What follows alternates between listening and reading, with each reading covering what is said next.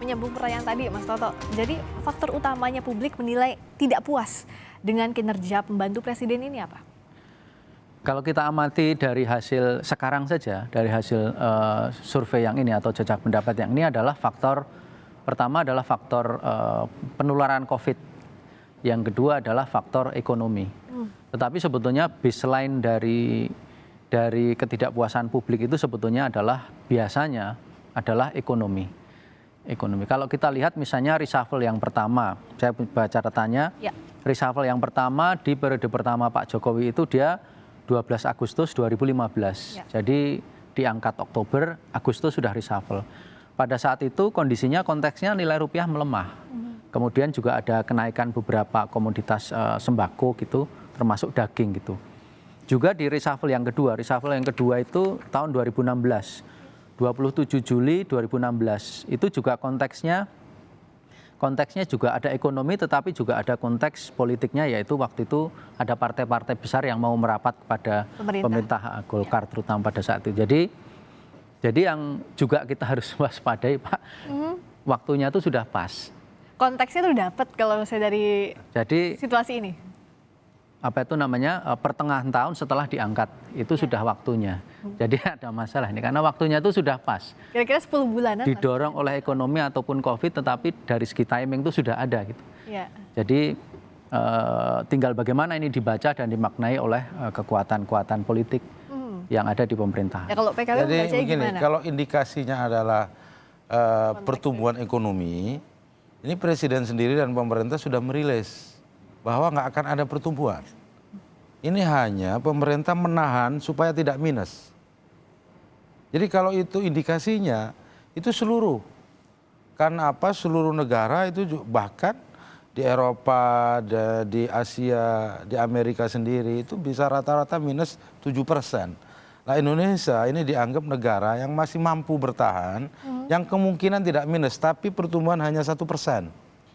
Nah, yang dijaga oleh Pak Presiden adalah tidak terjadi minus sampai 0,5%. Nah, pertanyaannya apakah reshuffle atau tidak reshuffle gitu. Jelas pertumbuhan ekonomi turun dari yang dibuat pemerintah tahun 2020. Karena kondisi ini. Karena kondisi COVID. Nah, sekarang yang dibutuhkan oleh Presiden adalah orang-orang yang mampu menahan agar tidak terjadi penurunan ekonomi sampai ke angka minus. Nah, oleh sebab itu indikatornya adalah pertama pengetatan anggaran, refocusing anggaran, mengetatkan anggaran. Nah, oleh sebab itu yang saya sampaikan tadi, itu sudah dilakukan oleh Presiden, refocusing anggaran. Tetapi kan ada lembaga-lembaga yang tidak efektif dan di situ gaji jalan. Nah, saya setuju dengan Pak Toto bahwa misalkan seandainya Presiden mau melakukan reshuffle, itu untuk menunjukkan kinerja. Katakanlah sekarang ada reshuffle, menteri yang mereshuffle mau kerja kayak apa? Wong dilantik sekarang pejabat negara itu jarak jauh kok pelantikannya. Ini jadi kalau PKB lihatnya nggak efektif kalaupun dilakukan reshuffle sekarang? Saya melihatnya Presiden berupaya membuat politik yang stabil untuk hari ini. Hari ini yang dibutuhkan ada politik yang stabil. Makanya jangan ada hiruk pikuk, apakah itu karena rancangan undang-undang atau apa, itu dibuat stabil. Karena ekonomi sudah pasti turun. Kalau reshuffle ini masuknya isu yang membingungin, kalau kata Pak Jazil waktu itu, masih tetap kayak gitu atau enggak? Maksud saya jangan sampai yang diharapkan oleh kita hari ini adalah membuat masyarakat ini stabil. Saya selalu sampaikan di berbagai forum, baik apakah itu mereka yang ada di luar pemerintahan maupun yang ada di dalam pemerintahan, khusus hari ini harus sama-sama menjadi negarawan. Yang dipikirkan adalah rakyat, bukan kekuasaan. Karena apa? Karena sudah jelas kita ini turun ekonomi. Nggak ada orang yang bilang bahwa Indonesia akan misalkan plus 7%. Ya, situasinya ini memang extraordinary. Makanya waktu itu Presiden kan menekankan bahwa langkahnya pun harus extraordinary. Saya ke Mas Toto dulu. Mas Toto, ada tidak kementerian yang spesifik diucapkan oleh publik atau yang dikatakan publik tidak perform? Ya, lebih pada kementerian-kementerian yang sifatnya memang berhubungan langsung dengan kebutuhan mendasar dari masyarakat gitu. Mungkin saya tidak bisa spesifik menyatakan kementeriannya ya. Tetapi kementerian-kementerian yang terkait dengan problem yang paling besar saat ini. Apa sih problem yang paling besar? Tadi udah dua kan. Yang satu adalah penularan COVID. Yang kedua adalah problem ekonomi. Ekonomi dalam arti pemenuhan kebutuhan sehari-hari. Kan itu juga tidak hanya menyangkut ekonomi, lalu ada perdagangan di situ, ada macam-macam.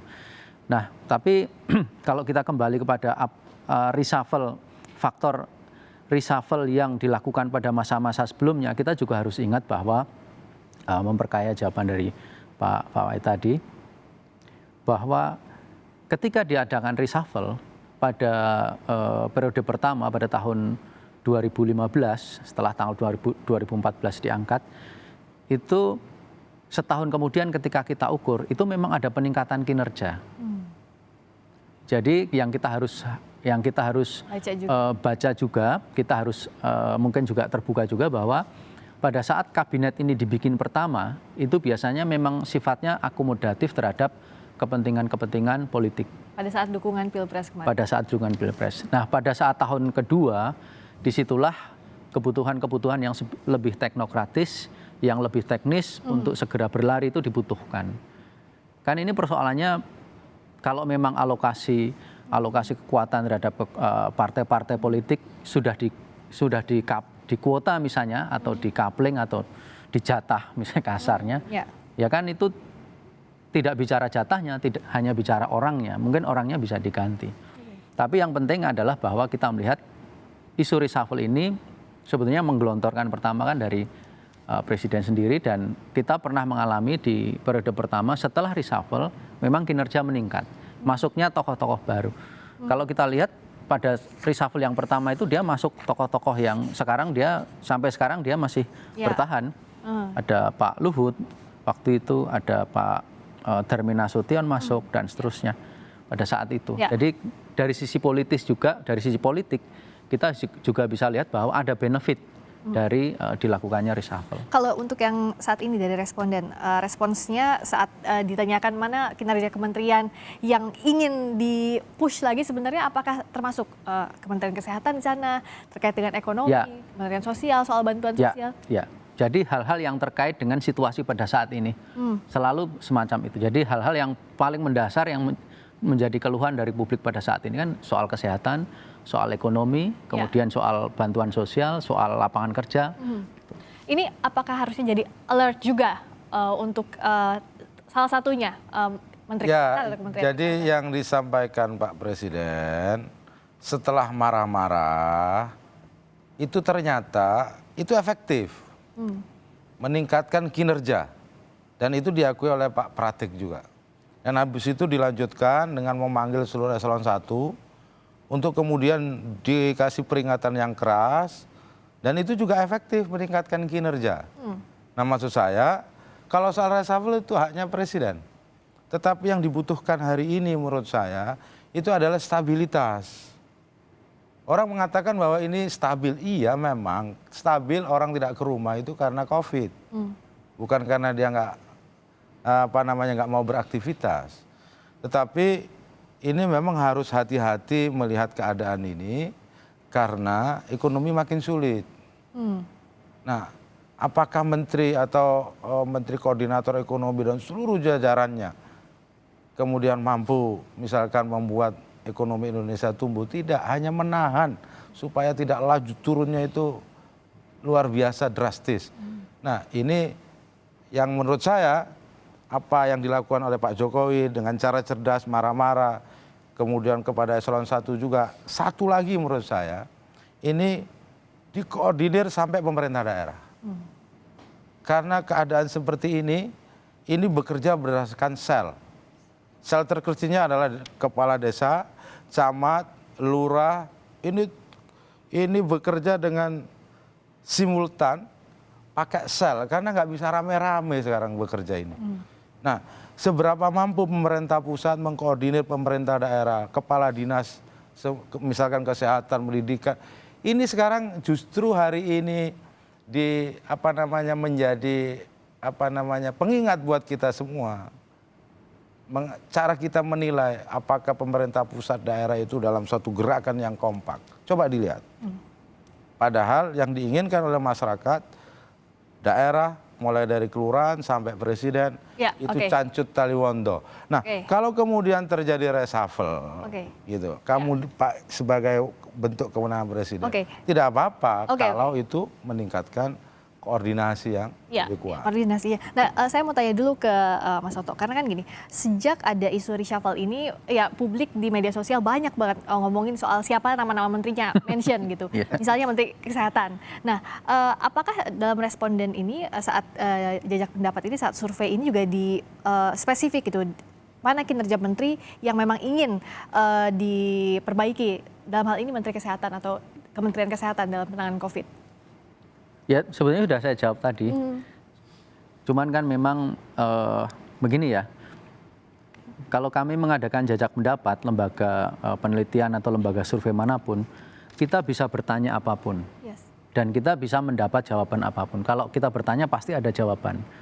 Tapi sebelum itu dilakukan, kita harus sadar dulu pertanyaan kita ini apakah akan mendapatkan jawaban yang bias atau jawaban yang sebetulnya tidak dibutuhkan untuk kondisi-kondisi sekarang. Ya. Jadi itu harus kita ukur juga sehingga ketika kita bertanya pun kita juga tidak menuju pada personal tertentu, tetapi pada situasi yang dia ungkap. Memang nama-nama itu muncul, muncul. Ya. Cuman tidak mungkin kita Ya, sampaikan spesifik, karena ya. juga tidak banyak gunanya juga. Tidak banyak. Ini kan haknya presiden. Hak ya. prerogatif itu. Tapi bahwa wilayah-wilayah mana yang harus segera di containment, dibendung, tingkat kerusakannya itu kan sudah paham. Ya. Nah ini satu Mbak. Jadi Ya. ini menyambung tadi dari Pak Fawait tadi. Yang sebetulnya yang harus dilakukan oleh menteri-menteri itu supaya Pak Presiden itu tidak marah-marah adalah janganlah membiarkan seakan-akan ini Pak Presiden kerja sendirian bebannya. Ini contohnya di reshuffle yang kedua pada bulan Agustus tahun 27 Juli tahun 2016. Ya. Di reshuffle kedua itu menteri-menteri yang kinerjanya meningkat kalau dari hasil survei kami pada saat itu adalah menteri-menteri yang rajin belusuan, Pak. Oh, oke. Ini situasinya COVID. Tadi disampaikan oleh Bapak, Iya, nggak bisa. jangan Iya. belusuan. Tapi Iya. toh ada caranya. Untuk Supaya setidaknya- memperlihatkan bahwa dia itu Oke. menangani persoalan sampai ke level Oke, yang paling baik. bawah.